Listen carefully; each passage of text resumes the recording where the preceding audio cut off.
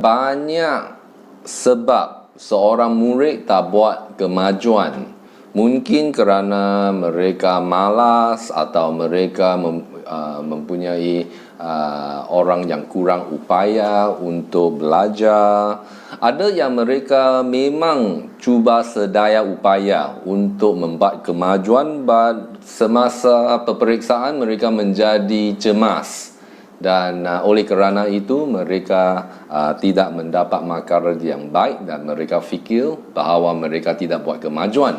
Dan apabila ini berlaku sebagai seorang tutor, mungkin kita akan fikir bahawa mungkin kita sudah buat salah atau kita telah gagal untuk membantu seorang pelajar.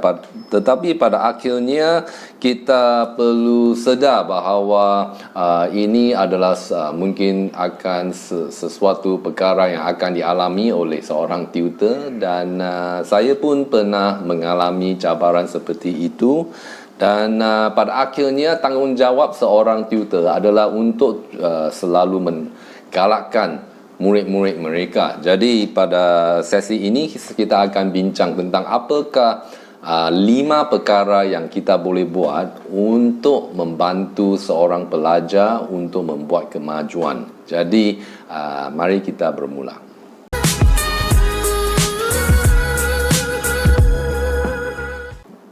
Poin yang tepat pertama adalah adakah ini kerana murid itu terlalu banyak mengajar itu subjek. Mungkin satu pelajaran saja setiap minggu dan kita ajar mereka 3-4 subjek. Jadi jika ajar terlalu banyak subjek, memang susah untuk membantu mereka secara terperinci, dan mungkin ini akan mengakibatkan mereka tidak membuat kemajuan. Jadi kita perlu periksa tentang berapa mata pelajaran yang diajar terhadap murid itu. Poin yang kedua adalah apa kemajuan yang dibuat oleh murid itu, kita perlu memberi pujian kepada mereka secara ikhlas. Kerana tidak semua murid-murid mereka semua tidak sama. Ada yang belajar dalam cara yang berbeza, kerana semua murid daripada latar belakang yang berbeza, dan mereka buat kemajuan mengikut tahap mereka. Jadi kita tidak boleh membandingkan satu pelajar daripada pelajar yang lain. Dan oleh kerana itu, setiap pelajar, apa jua kemajuan yang mereka buat, kita boleh memuji mereka, dan ini akan memberi mereka keyakinan supaya mereka akan buat lebih baik pada masa yang akan datang. Poin yang ketiga adalah kita perlu cari apakah kelemahannya dalam mata pelajaran tersebut. Dan ini menerusi kertas peperiksaan mereka. Kita boleh tengok apa topik-topik yang tertentu yang mereka perlu bantuan, dan daripada itu kita boleh buat strategi yang baru untuk membantu pelajar-pelajar kita supaya mereka akan lebih maju pada masa yang akan datang. Dan kita perlu memberi perhatian kepada mereka, tidak menyala mereka. Kita cuba tidak mensalahkan mereka atas kesalahan atau kelemahan yang mereka buat, kerana poin yang kita nak capai ialah satu suasana yang positif untuk membantu dan menggalakkan mereka. Poin yang keempat adalah kita perlu berkomunikasi dengan pelajar-pelajar kita. Kita perlu tanya mereka tentang setakat ini apa yang mereka fikir tentang cara kita mengajar pelajar itu. Adakah sesuatu yang kita boleh mempertingkatkan atau diperbaiki supaya tutor itu boleh membantu murid-murid dengan lebih berkesan. Kadang-kadang kita perlu memberitahu pelajar itu mereka tidak buat kemajuan oleh kerana mereka terlalu malu untuk bertanya soalan tentang sesuatu topik yang mereka tidak faham. Jadi kita boleh tanya mereka, jangan malu, dan memberi mereka reassurance supaya mereka boleh selalu tanya apabila mereka tak faham. Dan sangat penting untuk berkomunikasi dengan ibu bapa mereka juga, dan beritahu mereka kita sangat committed untuk terus bantu mereka untuk membuat kemajuan lagi.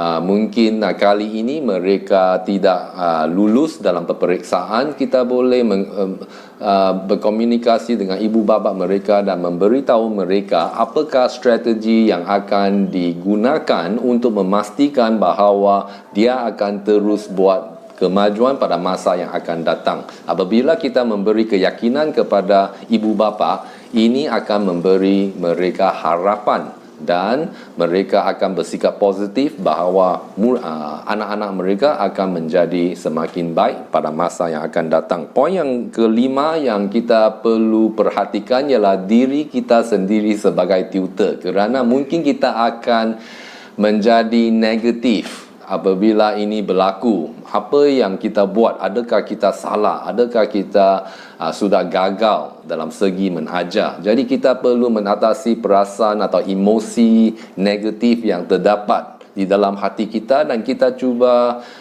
memberi keyakinan kepada diri sendiri bahawa pada akhirnya tanggungjawab kita sebagai tutor adalah untuk mengajar dan tidak berputus asa. Jadi option untuk berputus asa, kita perlu keluarkan perasaan itu, tidak bagi option untuk berundur diri daripada terus mengajar murid-murid kita. Jadi kita perlu selalu positif untuk mempunyai fikiran yang sihat, kerana apabila kita cakap dan berhadapan dengan tutor itu dengan cara yang positif, student itu akan tahu.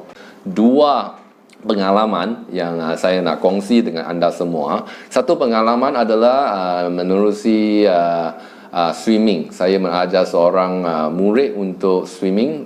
Dia berumur 4 atau 5 tahun pada masa itu. Dan saya boleh ingat, memang mencabar apabila dia sangat takut air, dia tidak mahu masuk kolam renang. Apabila saya nak mendekat murid itu, dia akan lari, dia akan menjerit. Jadi memang susah untuk mengajar, tetapi saya tidak berputus asa. Saya selalu cuba menggalakkannya, cuba sikap positif, dan saya lihat bahawa pada masa yang akan datang, iaitu mungkin 9 bulan lebih, dan pada masa itu saya tengok pada pelajar itu mula menunjukkan reaksi yang positif. Dia mula nak cuba, dan selepas cuba menggalakkan dia, saya tengok bahawa selepas itu dia memang buat kemajuan dengan sangat cepat. Dan pada saat itu saya tengok mata ibu itu memang menangis. Nah, kerana sudah menunggu begitu jangka masa ini untuk tengok anaknya membuat kemajuan. Dan ada satu lagi pengalaman di mana saya pun ajar swimming untuk seorang murid dari Jepun. Dia berumur 9 bulan sahaja dan sangat takut air, dan saya boleh tengok setiap pelajaran dia selalu menangis, sangat takut air. Jadi tidak berputus asa, terus menggalakkan murid itu, dan selepas satu jangka masa yang tertentu macam 6 bulan begitu, selepas itu dia mula cuba dan cuba untuk membuat kemajuan.